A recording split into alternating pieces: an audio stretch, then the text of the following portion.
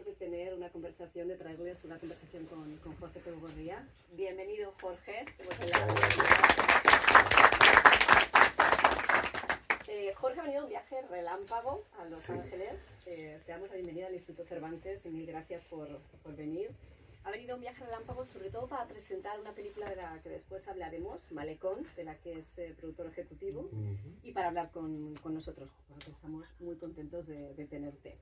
Voy a leerles porque no quiero perderme, no quiero que se me olvide parte de la información que quiero darles de Jorge. Jorge Pelegorría es un actor y cineasta cubano de renombre internacional, un icono del cine cubano. En 1993 tuvo lugar su debut en el mundo del cine con la aclamada película Fresa y Chocolate, que muchos recordarán, que fue nominada a Mejor Película Internacional en los Oscars. Su actuación en esta película no solo sedujo a espectadores de medio mundo, sino que catapultó a Jorge al estrellato internacional. La industria cinematográfica de otros países como España, Brasil, Argentina, Colombia y Estados Unidos han requerido su trabajo, conformando una sólida y extensa filmografía. Y su trabajo como actor ha sido reconocido con numerosos galardones, tanto en su país natal como fuera de él. Jorge, además de actor, tiene una muy polifacética carrera como director, productor, pintor, documentalista, activista, creador de festivales de cine, que luego hablaremos.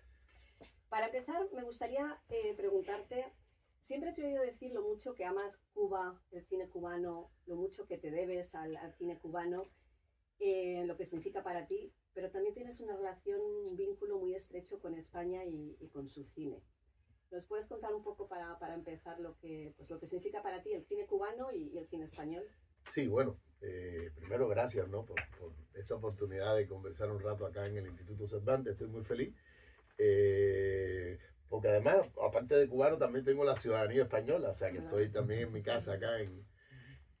Como tú decías, Fresa y Chocolate fue una película que rodamos en el año 93 y a partir del estreno de la película, que ganó un premio en el Festival de Berlín, que estuvo nominada a los Oscars, que se presentó comercialmente, que la distribuyó en Miramax prácticamente en todas partes, ¿no? En todos los países. Fue una película, la única película cubana que ha tenido un estreno comercial fuera del circuito de festivales, porque generalmente el cine cubano pues se presenta, tiene reconocimiento en festivales de cine y rara vez también pues puede tener un estreno en España, pero esa fue la primera película que distribuyó Miramax hecha en Cuba, y eso significó que se me abrieran las puertas de otra cinematografía, de ser un actor cubano, que mi sueño era trabajar con Titón, con Humberto Solá, con Tavío, con los grandes directores del cine cubano. Pues de pronto se me abrieron las puertas al cine iberoamericano fundamentalmente, y empecé una relación con el cine español y con toda Latinoamérica, una cinematografía que yo había aprendido a admirar a través del Festival de Cine Latinoamericano de La Habana, que es un festival que realmente muy importante, sobre todo tuvo una época que fue un lugar importante para el cine latinoamericano. Y ahí yo, como espectador desde joven, aprendí a admirar ese cine latinoamericano, y después más tarde tuve la oportunidad de, como tú decías, pues de estar rodando en Brasil, Argentina, Chile, Colombia, Centroamérica, y fue un gran privilegio, ¿no? Tener esa oportunidad. Y en España, donde he realizado también un trabajo con grandes directores del cine español, como Vigas Luna, con el cual rodé 2 películas, con Manolo Gutiérrez Aragón, otra figura importantísima del cine español. En fin, realmente fueron años donde trabajé mucho con el cine español, y todavía es un vínculo que permanece. Sigo trabajando en España y vinculado al cine español. Y un poco ese ha sido el viaje profesional mío como actor, ¿no? Mantener ese vínculo con el cine cubano, como tú decías, seguir apostando por el cine cubano en cualquier circunstancia, porque las circunstancias para nosotros los cubanos siempre son difíciles. No salimos como ya de un periodo especial para entrar en otro, ¿no? Siempre estamos con los mismos problemas, pensamos que no, quizás dentro de poco va a cambiar las cosas, y volvemos, que es un ciclo de calamidades, ¿no? Continuas. Pero ahí seguimos apostando por el cine cubano. Creemos que que siga existiendo mucho talento en Cuba, mucha gente joven ahora formada en las escuelas. En Cuba tenemos una escuela nacional de cine, pero también hay una escuela internacional, que es la Escuela de San Antonio de los Baños, que es una escuela creada por García Márquez y varios de los cineastas, Birri, y varios de los cineastas emblemáticos del nuevo cine latinoamericano. Y esa escuela sigue funcionando, sigue formando cineastas. Es cierto que muchos de esos cineastas que se forman en Cuba terminan después yéndose, pierden las posibilidades de hacer y de realizarse en Cuba, terminan yéndose, pero también existe todavía mucho talento ahí y se siguen formando. Y eso es aplicable no solamente al cine, también es aplicable a la música, al arte contemporáneo, en fin, a todas las manifestaciones culturales. Cuba sigue siendo un país que realmente forma muchos artistas y con una formación bien sólida. Las escuelas de arte cubanas, la escuela de música cubana, tiene mucho reconocimiento. Y entonces con el cine pasa igual, yo sigo ahí trabajando y apostando por el cine cubano y mantengo ese vínculo con el cine iberoamericano que todavía existe, ¿no? Hace poco, lo hablábamos antes, ha rodado Las noches de Tafía. Ajá. Es una serie maravillosa, no sé si se puede ver ya en Estados Unidos, creo que todavía no. Es una serie sobre un campo de concentración para vagos, maleantes y homosexuales en la época franquista. Es una serie triste, pero es entrañable, es preciosa. ¿Cómo ha sido la diferencia para ti de rodar ahora esta serie en comparación con cuando rodaste Fresa y Chocolate, que es una historia también de amistad, de tolerancia y un poco de temática parecida? ¿Qué ha cambiado? Realmente, bueno, hace 30 años, ahora estábamos celebrando los 30 años de Fresa y Chocolate, el tiempo se va así, 30 años, y realmente en el caso de Cuba y en el caso yo creo de todos los países, yo recuerdo cuando aquella época era un tema no solamente tabú en Cuba, el tema homosexual tratado con profundidad y con complejidad era un tema tabú a nivel universal. En ese año salió Filadelfia, que compitió con Fresa y Chocolate en Berlín, que por supuesto le dieron el premio a Tom Hanks y después ganó el Oscar. Y estaba también El nombre del padre. Pero fue un año donde se hicieron esas dos películas, yo creo, importantes, de tratamiento de esa temática homosexual a nivel, ¿no? El cine americano hizo Filadelfia, Fresa y Chocolate se convirtió en un fenómeno, pero eran cosas así puntuales. O sea, yo creo que de esa fecha acá se ha avanzado muchísimo en la temática de la tolerancia, del respeto a la diferencia y de incluso del arte, de realizar proyectos que como yo digo, ¿no? Que asuman y que hablen sobre esta temática con complejidad, en profundidad y no se queden en la superficie, ¿no? Se ha avanzado mucho. Se han ganado muchas batallas, pero la guerra no. La guerra es algo que todavía hay que seguir trabajando. Tienen que todavía el cine americano, el cine europeo, el cine latinoamericano, el cine cubano, son temas que los artistas siguen siendo una prioridad para los artistas, el tema de los derechos. Porque al final son derechos humanos. Y eso es un tema que sigue siendo vanguardia a la hora de los artistas enfrentar un proyecto, a la hora de los artistas pues hacer su obra. Eso sigue siendo vanguardia. O sea, no pasa de moda, porque realmente incluso ahora mismo volvemos son ciclos, ¿no? Volvemos a ver una tendencia conservadora, donde muchas cosas en lo que se han avanzado, los temas que se han avanzado, esta tendencia conservadora es homofóbica, ¿no? Y se quiere echar para atrás muchas cosas que se han ganado en esta lucha, ¿no? De los derechos. No solo de los homosexuales, estamos hablando de los derechos, sobre todo de las diferencias, ¿no? Y el respeto a la diferencia. Y entonces es un tema que sigue actual. Yo después de Fresa, ese personaje para mí fue tan entrañable que yo dije, no, yo no puedo hacer más ningún personaje de gay porque tengo miedo que me quede mal. Porque aquel imagínate tú, como, y no quiero repetirme, no por nada, prejuicio, sino que era como un reto para mí mismo, ¿no? Y yo dije, wow. Y 30 años después me llama este proyecto de esta serie, que sale en A3 Media Player, sí, de Antena 3, la plataforma Antena 3, me llama Miguel del Arco, que es un gran director de teatro español, muy importante en el teatro español, que quiere hacer esta serie y por primera vez va a dirigir una serie televisiva. Entonces llama a un director, Rómulo, de cine, para codirigirla con él, y me plantea el hacer este personaje de un homosexual, que es la historia de uno de esos muchachos que estuvo preso en los campos de concentración de Franco, que yo realmente no lo sabía. O sea, que eso existía, y yo creo que mucha gente no lo sabe, que en la época de Franco, sobre todo el final de la época de Franco, se hicieron estos campos con esta ley de vagos y maleantes donde metían a la gente por ser homosexual, por tener, ¿sabes? Y entonces me pareció un proyecto interesante y que valía la pena asumir cualquier riesgo, y le dije, vamos a hacerlo. Y realmente estamos muy orgullosos, la serie es muy linda, porque además hay una generación de jóvenes actores españoles que está espectacular. Y la serie ocurre en la historia de estos jóvenes que están en este campo de concentración. Tiene 3 líneas narrativas, donde estos muchachos jóvenes se inventan, tienen como un sueño colectivo de un cabaret. Entonces, para aguantar la dureza de sobrevivir a esa realidad, tienen como un sueño colectivo en este cabaret, que es Tindaya, donde ellos se realizan, cantan, bailan, se disfrazan. Y por otro lado, la historia de un grupo de muchachos que está haciendo una investigación para dar a conocer esta historia. Tiene que ver con la memoria histórica de la serie, haciendo una investigación y tratan de buscar a una persona que haya estado ahí, un sobreviviente.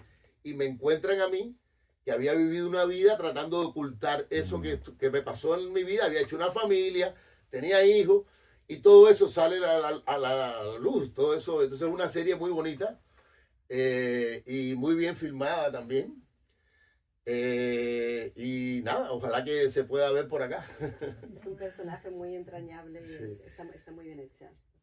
Cuando hicisteis Fresa y Chocolate, ¿eres conscientes en ese momento del impacto que tuvo, no solamente en Cuba, como decías, pero también a nivel mundial? No, para nada. Cuando estábamos haciendo la Fresa y Chocolate, nosotros lo que sí estábamos conscientes, que estábamos haciendo una película necesaria para Cuba. Incluso en medio del rodaje decía, ¿la pondrán o no la pondrán? Pero hasta ahí. No sabíamos que después toda la repercusión que iba a tener fuera de Cuba sorprendió al propio Titón, sorprendió a Tavío, sorprendió a todo el mundo, realmente. Pero no éramos conscientes de la necesidad de hablar de las cosas que estábamos hablando en la película. Y yo recuerdo que nos sorprendió, la primera sorpresa fue en el año 90, en diciembre del 93, que la película inauguró el Festival de Cine Latinoamericano. Se estrenó en el Teatro Carlos Mar y fue un momento memorable donde uno puede calcular, puede vivir, tener una experiencia del alcance que puede tener el cine, del impacto que puede tener en la sociedad una película, ¿no? Somos conscientes porque la gente estuvo como una especie de catarsis colectiva en un teatro de 5.000 butacas, la gente de pie 15, 20 minutos aplaudiendo, y fue una noche maravillosa. La gente hizo catarsis porque era un momento de la Cuba del 93, pleno periodo especial. Se había acabado de caer el muro de Berlín, habíamos entrado toda la relación económica con Cuba. Económicamente estábamos peor que nunca, y eso fue como wow, por lo menos vamos a hablar de algo que se había ido acumulando, ¿no? Estos temas. Y fue una experiencia muy bonita, y después el impacto que tuvo la película en la realidad cubana con todo el tema de la homosexualidad y el respeto a la diferencia. No solo a los homosexuales, sino a la gente que piensa diferente también. Viniste a los Oscars en aquel Sí. momento. ¿Cómo viviste esa experiencia? Aquí en Los Imagínate, Ángeles? íbamos delante del carro de Pulp Fiction, fue el año de Pulp Fiction. Nos bajamos nosotros, y como se bajó otra vuelta atrás, todo el mundo se levantó y le dije, Tito, no es con nosotros, es que viene. Pero fue muy bonito, todo el mundo pensó, y todo el mundo durante las fiestas aquí en Los Ángeles y la película, todo el mundo decía, van a ganar, nos lo dijeron tanto que no nos creímos.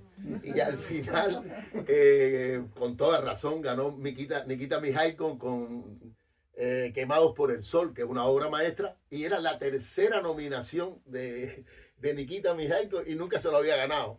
Y entonces me pareció justo, lo decimos, hay que entenderlo, caballero, 3 nominaciones, y esa es una gran obra, ¿no? Quemados por el Sol.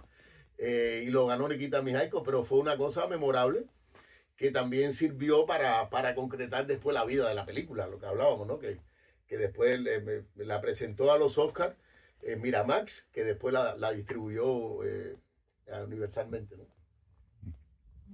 Te he oído hablar muchas veces del poder del arte, de la cultura como herramienta para hacer cambios en la sociedad. Y una faceta muy importante tuya también es la pintura. ¿Puedes hablarnos un poco de tu experiencia cuando estabas rodando Volaverunt con Vigas Luna? De cómo habías abandonado un poco la pintura y qué pasó en el rodaje cuando él te veía pintar, él también que era pintor, un poco de tu faceta como pintor. Porque yo de muchacho la primera inclinación que tuve fue la pintura y estuve con un profesor de pintura, pero cuando descubrí la actuación y el teatro, pues eso me enamoró y me olvidé totalmente de la pintura. Dije, no, es que y me metí en el teatro y hice una carrera como actor y ya eso lo tenía prácticamente olvidado. Y Vigas Luna era un gran artista, no solo un gran cineasta, era un artista tremendo y pintaba y hacía performance y hacía de todo. Y entonces cuando hicimos Volaverunt, que es una película que él hizo sobre Goya, que realmente es más sobre la duquesa de Alba, donde aparece Goya, y me tocó a mí con Penélope, con Aitana, y me tocó hacer de Goya, pues nos metimos en ese mundo de Goya, la pintura negra de Goya, viendo a todo el mundo de Goya, y con Viga con su pintura. Y yo volví de nuevo a despertar ese interés mío por la pintura.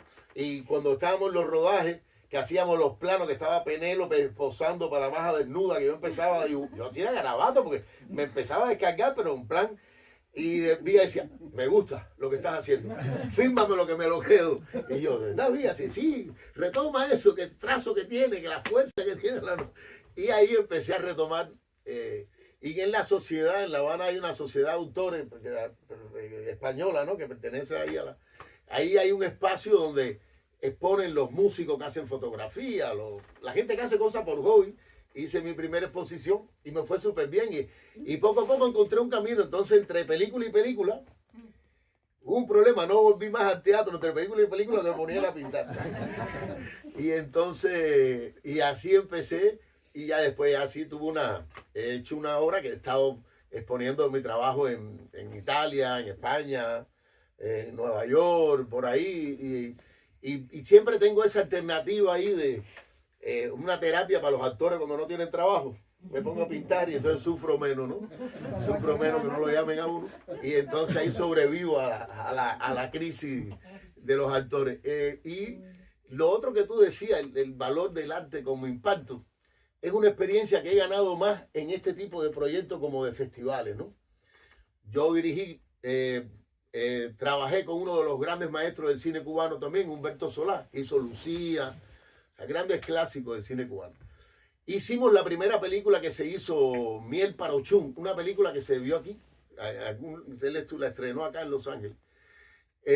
Miel para Ochum, que era un cubano que regresa a Cuba y da un viaje por toda la isla, y se va en busca de su madre, que es una metáfora de encontrar tu identidad como cubano, ¿no?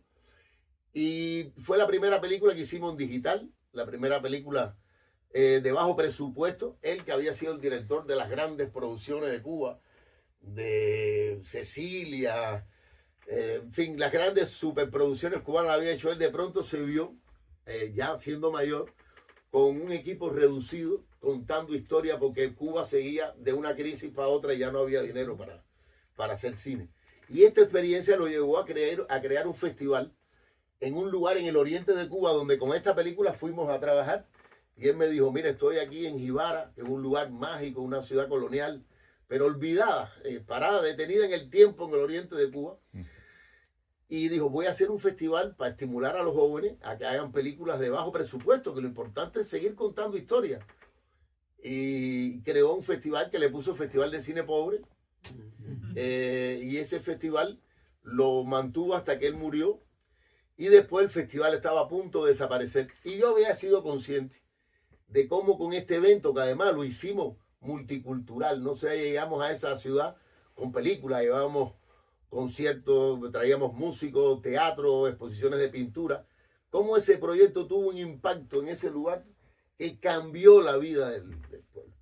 Se interesó el turismo. Cuando llegamos no había ni dónde quedarse. Teníamos que ir a Holguín, que es la ciudad más cerca, hospedarnos y ir para Jibara. Y ahí pues despertó el emprendimiento en el pueblo de Jibara. La gente empezó a dar de comer en su casa y los que más rico cocinaban terminaron haciendo hostales, restaurantes, paladares, como lo decíamos en Cuba, que ahora se puede decir restaurantes. Y los otros que tenían casas coloniales pues arreglaron y alquilaron 3, 4 habitaciones, hicieron hostales. El gobierno también se interesó, Iberostar, con Iberostar, hicieron varios hotelitos y el impacto en la gente, ¿no? El impacto que tiene la cultura, ¿no? Cómo ese pueblo cambió. Y eso fue una experiencia. Al morir Humberto yo hice 5 años el festival y me dejó una huella muy grande de la importancia que tienen los proyectos culturales, cómo pueden tener un impacto, ¿no? En una localidad, Y entonces ya al final yo, por otras razones, me metí a hacer unos documentales de medio ambiente y me empezó a interesar en medio ambiente y dejé el festival en manos de uno de esos creadores, el sobrino de Humberto, hace 2 años he creado un festival nuevo que se llama Festival Internacional de Cine y Medio Ambiente del Caribe en la Isla de la Juventud, que es una isla pequeña que está al sur de Cuba, una isla que viven 80.000 habitantes, pero es como la 6ª isla más grande del Caribe, o sea, una isla grande. Ahora yo estuve en Martinica, que tiene la mitad y viven 400.000 habitantes, es francesa, pero bueno, es el Caribe. Porque la mitad de la isla es una reserva. Entonces creamos este festival y realmente estoy enamorado de este proyecto. Es también multicultural, motivamos ahí a los músicos, a los artistas contemporáneos, a todo el mundo, con temas medioambientales en la obra, ¿no? Este año lo hicimos por primera vez competitivo, tenemos un programa de educación ambiental, porque creemos que la isla puede convertirse en un referente de conservación del Caribe. O sea, si de pronto en Cuba no ha llegado el desarrollo, por lo menos la naturaleza está conservada y hay que apostar por eso, ¿no? Como alternativa, ¿no? A que estamos ahí parados en el tiempo. Y hay que concientizar a la gente, pues en algún momento Cuba tendrá que entrar en la senda del desarrollo, ¿no? Como todos los países. Y es mejor ahora empezar a concientizar a la gente de que cuando eso llegue, que hayan ciertos valores que haya que respetar y haya que... Entonces, tenemos un programa de educación ambiental muy bonito. Este año, en una semana, fueron al cine alrededor de 4.000 niños de las escuelas, los llevamos y les proyectamos películas con especialistas. Después tienen una charla con ellos. O sea que es un festival, sembramos en los 2 años hemos sembrado 6.000 pinos para compensar la huella de carbono que genera en el evento. Estamos haciendo cosas muy bonitas y estoy súper enamorado de este proyecto. Y es lo que, en ese sentido, porque aprendí eso en Jibara, ¿no? Del valor que puede tener un proyecto cultural en una comunidad. ¿Surgió también este proyecto un poco después de tu documental Jardines de la Reina? Sí, ese es un documental que yo hice sobre una reserva que hay al sur de Cuba, que es una entrevista con los científicos, donde ellos hacen un análisis en una zona donde hicieron una reserva, en 15 años el resultado que hay, ¿no? Cómo ha crecido la población de tiburones, cómo ha desaparecido el blanqueamiento de los corales, cómo, en fin, todos los beneficios, que aquí está su productor, Santiago, que fue el productor de ese documental, y estuvimos filmando juntos allá. Es un lugar maravilloso, es un lugar que está al sur de Cuba, que no hay hoteles, hay más de 200 islas, islotes, cayos pequeños, con unos fondos marinos impresionantes. La única manera es hacer vida a bordo. Hay una agencia de turismo especializado, que es de donde sale el presupuesto para mantener toda esta investigación. Hay mucha cooperación al mundo científico entre Estados Unidos y Cuba a través de EDF, que es una fundación federal, una organización federal que atiende y trabaja con los científicos cubanos en el tema de la conservación. El lema de ellos es el mar que nos une, que es lo que me parece lógico, que es el lema que yo quisiera que llegara a Hollywood. Porque que vayan a hacer películas para allá, porque de alguna manera también nos une, ¿no? El cine. Y es un poco, que es por eso que estamos aquí con Carlos y con Jaime, Carlos el director, celebrando el hecho de que vamos a hacer esta presentación de Malecón, de esta película. Ellos son 2 superhéroes para nosotros, que después de la época de Obama, de Rápido y Furioso, Transformers, que Santiago estuvo trabajando como productor también, es la primera película de Hollywood que se ha podido rodar en Cuba. O sea que felicidad a los dos por haberlo logrado y por demostrar que se puede. que demostrar que se puede. Cuba está cambiando. Claro, debería cambiar más. Todo el mundo quiere que las reformas se implementen y que sean más rápidas, y todo el mundo sabe que son reformas que se han venido posponiendo, desde que se cayó el muro de Berlín hasta aquí. Pero ahora, con esta ley con esta política de Obama, realmente fue el que llevó esa idea del emprendimiento, de empoderar a la sociedad civil. Esa ley que todavía yo creo que a veces no se entiende mucho, o que mucha gente no la entiende. Yo creo que es una ley que el cine debe empezar también a pensar. Porque si ya se están haciendo negocios, no con el gobierno de Cuba, con los emprendedores, si en Cuba ya hay la posibilidad de que de las productoras independientes existan, pues entonces tú puedes hacer una película con una productora independiente en Cuba y no tiene que ser con el ICAI, con el instituto ni con el gobierno, que es las condiciones que pone el bloqueo, ¿no? Tú no puedes darle dinero al gobierno, pero ahora está el sector de los emprendedores, que ese sí se puede. Ese puede hacer cine. Y yo creo que Hollywood, el cine americano no se puede quedar de atrás porque es algo nuevo y es algo que puede potenciar la posibilidad de un cambio definitivo para nosotros desde adentro. Desde adentro. Cada vez el sector de los emprendedores cubanos crece más, cada vez está cogiendo más fuerza y ahora mismo es vital. O sea, ahora prácticamente y desde Estados Unidos, bueno, la comunidad cubana de Miami, o un grupo, no la comunidad cubana, por supuesto, tratan de relacionar a eso, que son del gobierno, que no. Puede que por supuesto que sí, que hay mucha gente que pertenece al gobierno y que en la primera vez que había un cambio se están enganchando. Pasó en la Unión Soviética, pasó en todos los lugares. Tienen más posibilidad de engancharse, abrir una empresa, no sé qué. Pero también está el sector privado, la gente los emprendedores, la gente que tiene ganas de hacer cosas, que por primera vez con esta ley que le llaman MIPYME, que es horrible el nombre, ¿no? Pero es una ley de pequeña y mediana empresa. Tú vas a hablar con un funcionario en Cuba, el hijo mío, que tiene una MIPYME, y le decís, ¿usted qué tiene? Dice, una empresa. ¿Una empresa? Sí. ¿Pero qué es lo que tiene? Una empresa. No, un restaurante, una MIPYME, digo, una empresa, no quieren oír el término empresa, ni pequeña ni mediana empresa, no, MIPYME, bueno, tengo una MIPYME. Entonces, pero hay MIPYME, y ahora las productoras independientes funcionan como una MIPYME. De hecho, este festival que yo estoy haciendo, lo estoy haciendo con la otra forma de gestiones que hay, en la nueva forma de gestión, que es un PDL, que es un proyecto de desarrollo local. O sea, yo me hice un PDL y el Festival de Jibara, el dinero era del Ministerio de Cultura, del ICAI. Como esto es un festival nuevo y la situación económica es tan grave, yo dije, voy a crear algo nuevo, me voy a hacerlo con la nueva forma de gestión, lo que ya no tengo dinero del gobierno, ni del Ministerio de Cultura, ni del ICAI. Ahora yo con este PDL, un grupo de muchachos jóvenes, la juventud, hay que rodearse de los jóvenes, que son los que están al tanto de todas las cosas nuevas, pues ellos aplican a fondos en las embajadas, que dan un poquito de presupuesto, en las fundaciones, y por aquí en el sector privado, que ayuda también, increíble. El tipo que tiene MIPYME, que importan chupa chupa y dan dinero para un proyecto cultural. Entonces los pide así a nivel personal, o sea que también el emprendimiento apoya la cultura. Son cosas que están pasando, que yo creo que es el único camino, ¿no? que nos queda a nosotros como cubanos para tratar de enderezar un poco eso. Tú siempre has sido has apoyado mucho el cine iberoamericano. Uno de tus proyectos, es imposible hablar de toda la carrera de Jorge, pero uno de tus proyectos, 4 estaciones en La Habana, se llevó el premio en Premio Platino.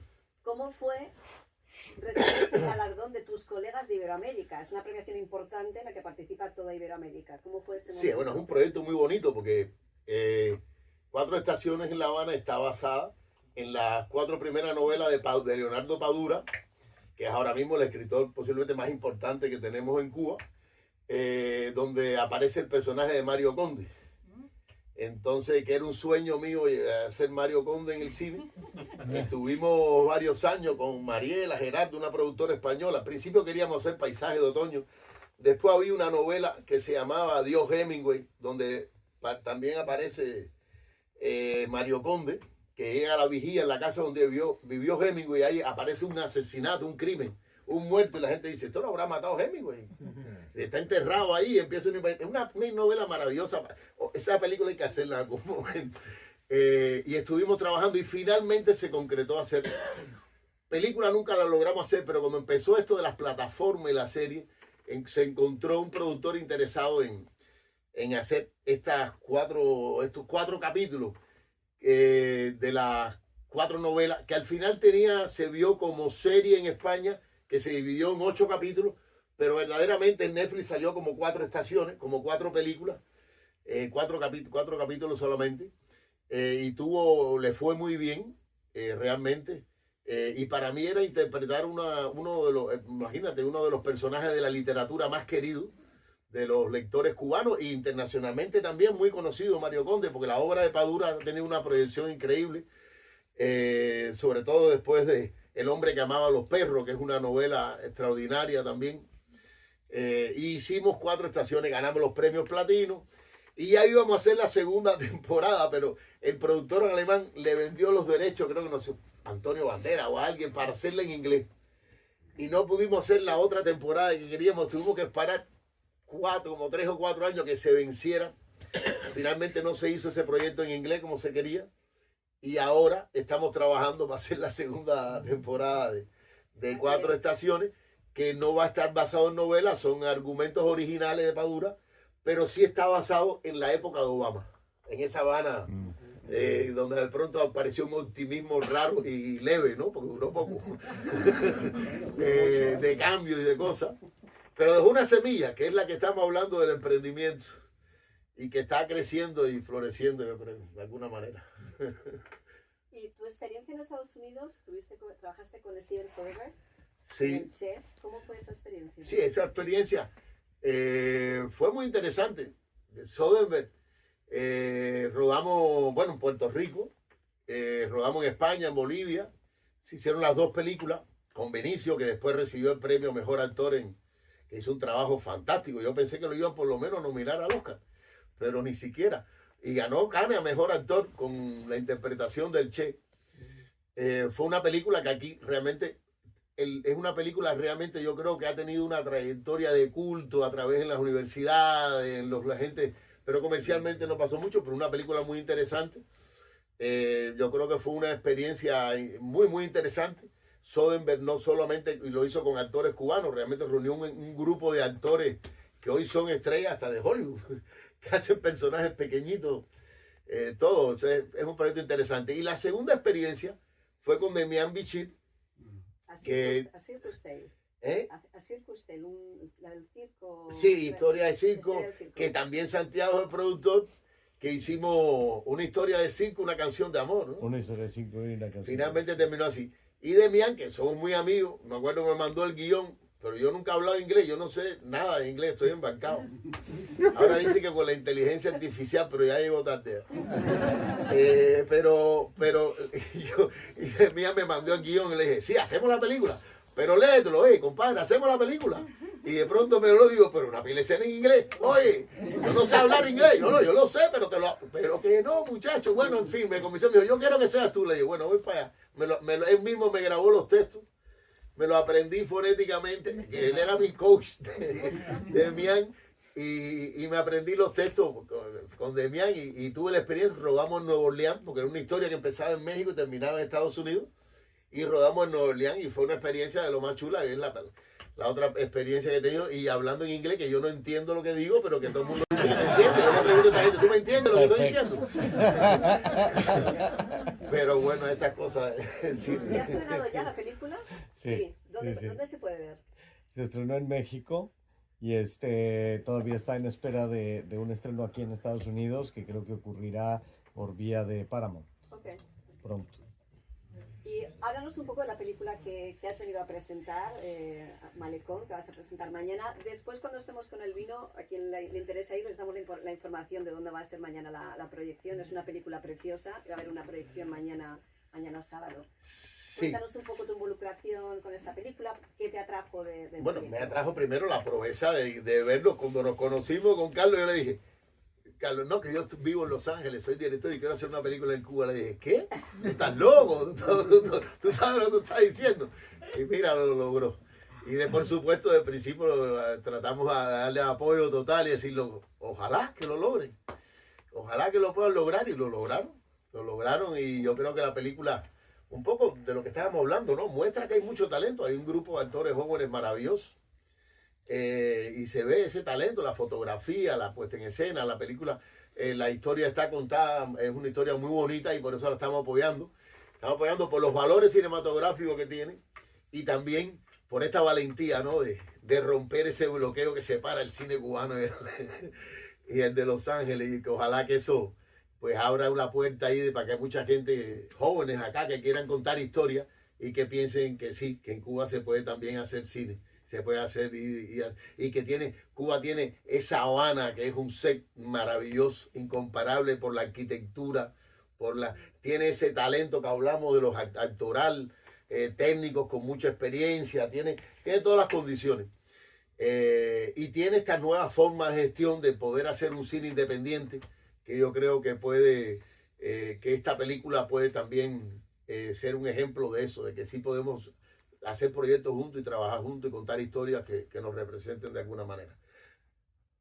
Voy a hacerte una última pregunta antes de abrirla al público. ¿En qué proyectos, cuál ha sido tu último proyecto? ¿Qué proyectos estás ahora? ¿Qué nuevo proyecto tuyo podemos ver? Sí, ahora mismo se va a estrenar en Hulu una serie que se llama La Máquina, con Gael García Bernal y Diego Luna, que rodamos en México, creo que es el primer contenido que hace Hulu en español, y que se va a estrenar próximamente, ya creo que dentro de poco se va a estrenar. En Cuba ahora estoy preparando una película con Mirta Ibarra, que es la actriz de Fresa y Chocolate, Adorables Mentiras, bueno, una actriz cubana, esposa, compañera de Titón toda su vida.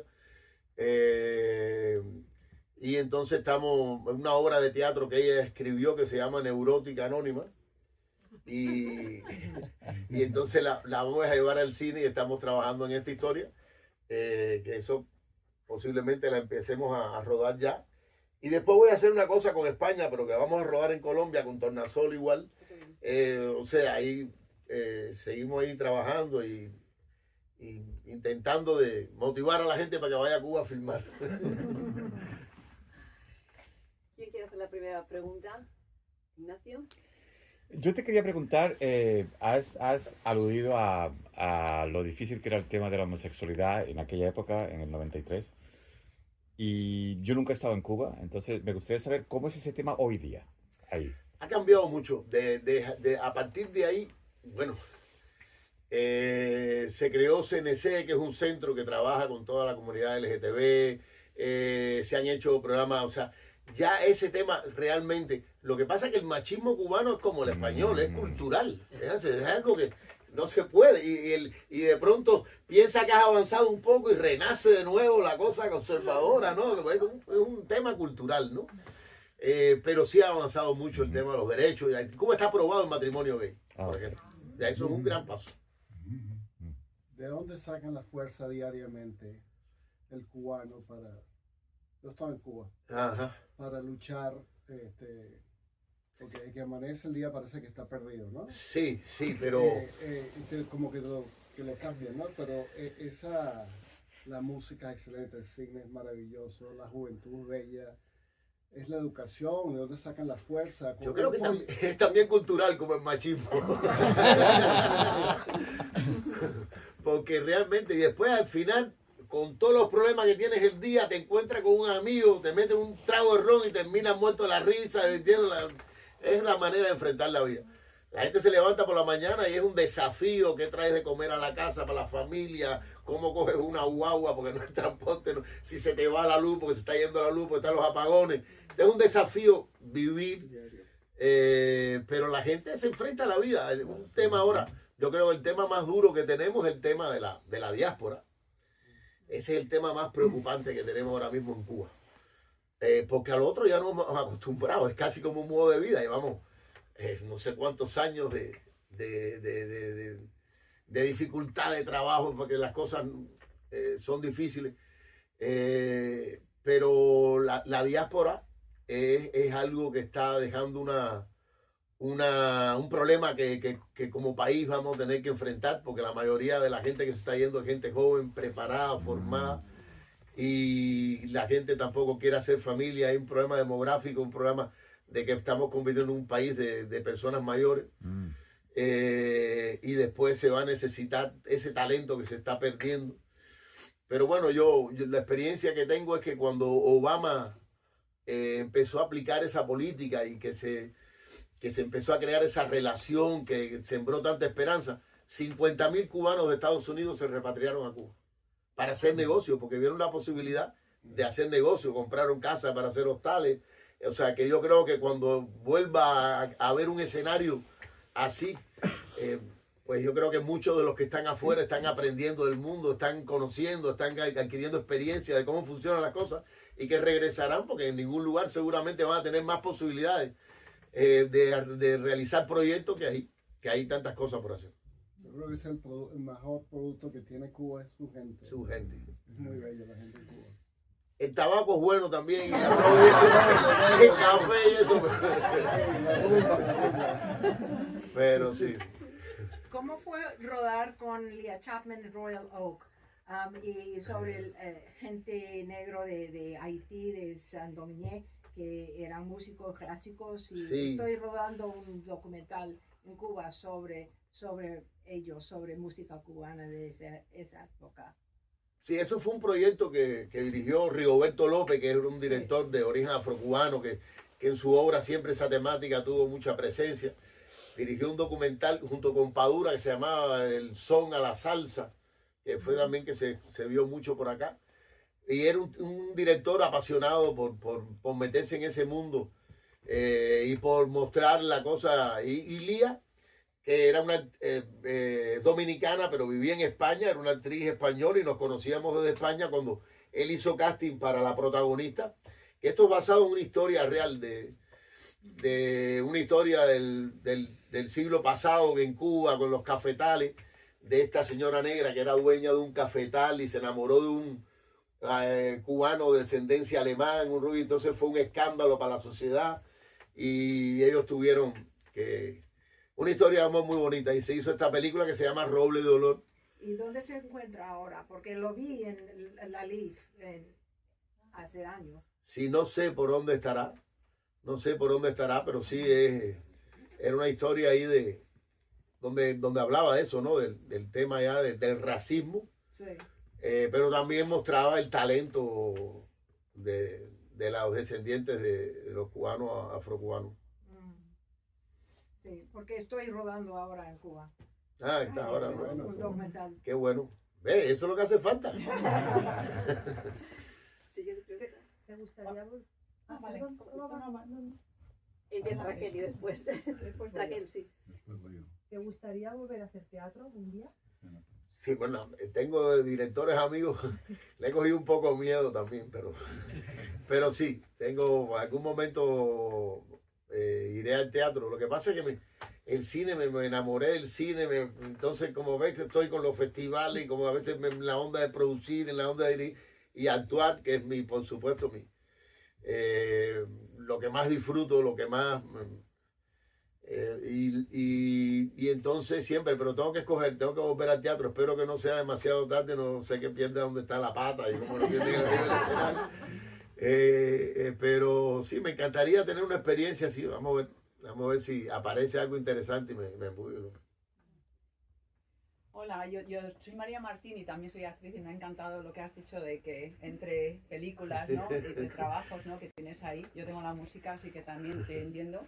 Y te he visto en Las Noches de Tefía, que me ha encantado, y te he seguido mucho tu carrera y bueno, que me encantas como actor. Y te quería preguntar con quién te gustaría rodar, que no has rodado un director, y cuál es como tu película favorita.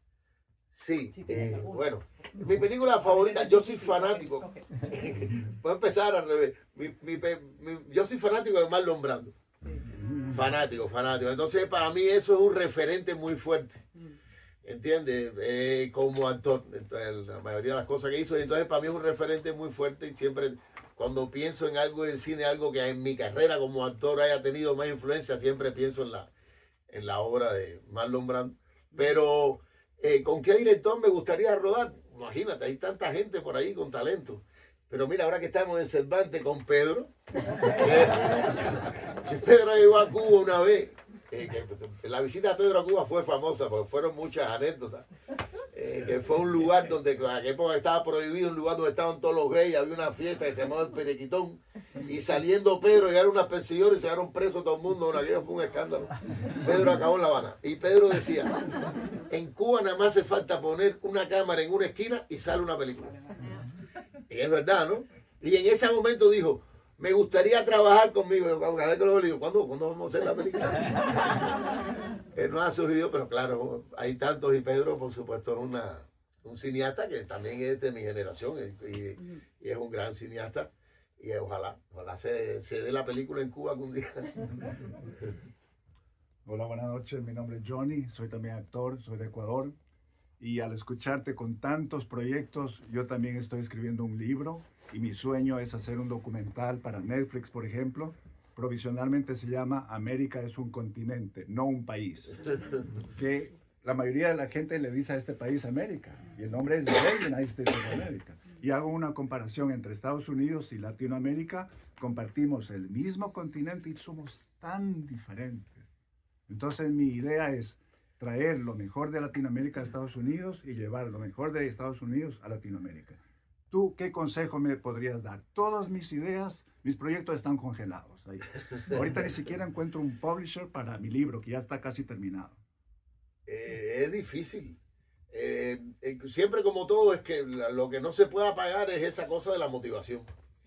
Esa cosa que te mantiene activo, aunque las cosas no se materialicen, pero porque además estás creando de alguna manera. Si lo vas a dejar a través de la literatura, si estás trabajando,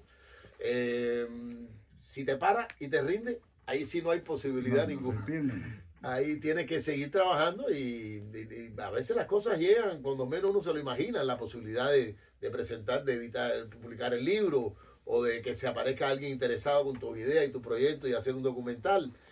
Lo que sí te puedo decir que ahora mismo todas las plataformas americanas, no solamente en España, tienen mucha atención en todo lo que es el contenido hispano. O sea, cada vez hay más plataformas americanas trabajando contenido en español. Claro. No solo películas y series, sino también documentales. O sea, hay un interés cada vez más grande sobre las historias nuestras, las historias que nos representan, que nos identifican. Y eso se puede ver acá. Acá en Estados Unidos era imposible antes ver una película si no fuera en inglés, y ahora ya en idioma original la gente ya pueden ver una serie. Después de Narco, que yo creo que marcó un referente ahí, la gente ya empieza a disfrutar, ver las cosas, contenido original, y cada vez la presencia hispana aquí es mayor. Entonces cada vez también yo creo que eso, de cualquier manera hay un mercado, ¿no? De gente acá también interesada en encontrar historias que hablen de sus raíces, ¿no? Ok, gracias. Fresa y Chocolate, ¿cuántos años pasaron hasta que la hicieron? Fue una cosa rápida, pero es una historia bonita. Es una historia bonita que vale la pena contarla porque es bonita. Tomás Gutiérrez Alea, que es el más grande de los cineastas cubanos, a finales de los 90 tenía un cáncer muy grave, pero él era amigo de Sidney Pollack. Cuando Sidney Pollack con Robert Redford hicieron a Habana, que la rodaron en Dominicana, porque no se podía rodar en Cuba, Sidney Pollack habló con Titón y Titón le rodó planos del malecón, de La Habana, algunos planos que usaron en la película, y se creó esa amistad. Entonces, cuando Titón enfermó, Titón desde joven, una de sus ideas, había estado enamorado de una novela de Alejo Carpentier que se llama Los Pasos Perdidos, que es uno de los escritores más grandes cubanos, Alejo Carpentier, y siempre estuvo, desde joven, soñando con los pasos perdidos, Y un americano en los años 50, un actor de Hollywood, en el año 58, 50, no sé, que pasó por Cuba, compró los derechos de esa novela. Y Titón nunca la pudo hacer. Fíjate esta historia de dónde viene. Nunca pudo hacer Los Pasos Perdidos de Carpentier. Y con los años siempre, bueno, pero como no tenía los derechos, lo tenía y después lo heredó la familia, y eso estaba ahí. En los 90, con este cáncer y la relación esta que viene por el rodaje de esta película con Sidney Pollack, ellos lo llaman a Titón y lo invitan a Estados Unidos, que le van a conseguir un hospital para ayudar a que Titón venga a Estados Unidos. Lo ingresan para que se opere aquí en Estados Unidos y le miren el cáncer.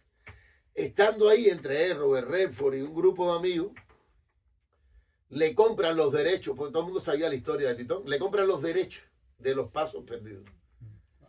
Y se lo llevan a Titón para que ahora cuando salgas aquí hagas la película que has querido hacer toda tu vida, Los Pasos Perdidos.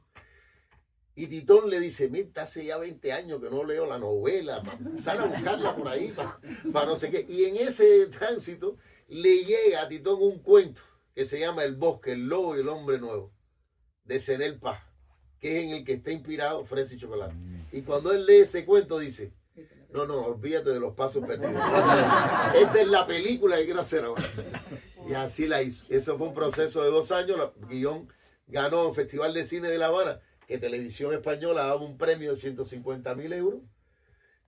Y con ese dinero se hizo la película, más una coproducción con México. En Churubusco se hizo toda la postproducción.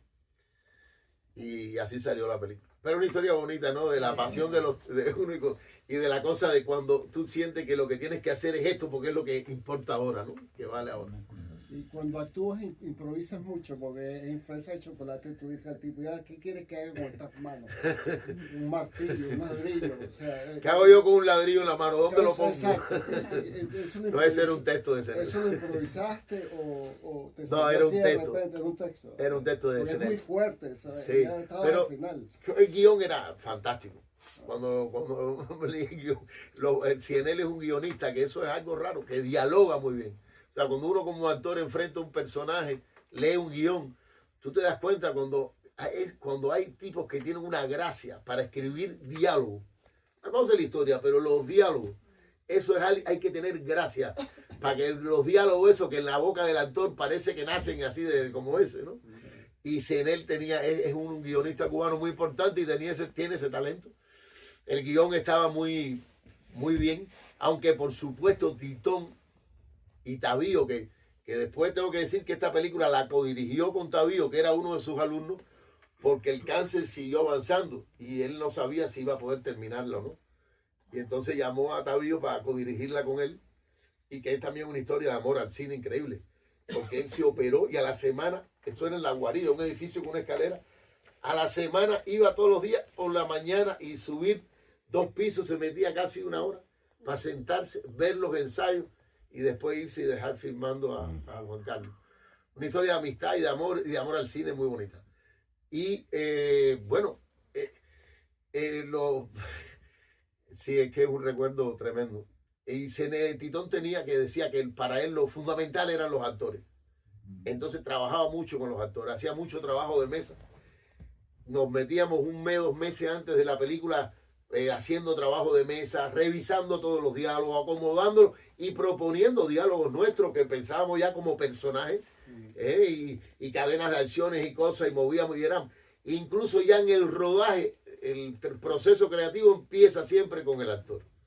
O sea, esa escena, llevarla ahí a la realidad, cadenas de acciones, montar las escenas. Y ahí volvíamos cada día a revisar y siempre abierto a escuchar a los actores de una propuesta, de un diálogo. Pero eso, cuando también hay un guión maravillosamente escrito, es buenísimo. El cine argentino, por Sí. unos actores como Darien que dicen que él nunca Sí. vendría a Hollywood, se lo ha ofrecido muchas veces, él dice no. Sí, bueno, él es una estrella iberoamericana, verdaderamente, y hace el cine. Un poco fue lo que también una decisión mía en un momento determinado de decir, bueno, yo siempre decía, cuando me decían, ¿por qué no te quedas fuera de Cuba? Le digo, me quedaré ahora si yo encontré en Cuba lo que la gente sale a buscar afuera, que es vivir de mi trabajo, hacer cine, no sé qué. Y ese cine que respeté, ¿no? Que te digo, que aprendí a admirar en los festivales, en las cosas. Y entonces, yo creo que también la decisión de él, como actor argentino, pero es un actor iberoamericano, un actor con un excelente actor. Argentina también tiene una gran escuela de actuación. Hay mucho teatro, y hay una gran formación de actores y hay mucho talento también actoral. Y Brasil también. ¿Cuál y dirías- México. Yo creo que hay mucho talento en Latinoamérica, de verdad. Sí. ¿Cuál dirías que ha sido la mayor alegría que te ha dado a ti tu carrera como actor? Mi carrera como actor, permitirme este viaje que he dado, que es un viaje de vida. Un viaje enriquecedor como para mí como ser humano, porque no es lo mismo ir a Colombia, a Brasil, o a Argentina o a España de turista que ir a trabajar. Cuando trabajas te involucras con los artistas de ahí, con la cultura de ahí, pasas a ser parte también de esa cultura y te enriquece. Entonces yo creo que la mayor formación que yo tengo es esta experiencia de vida que me la ha dado el cine.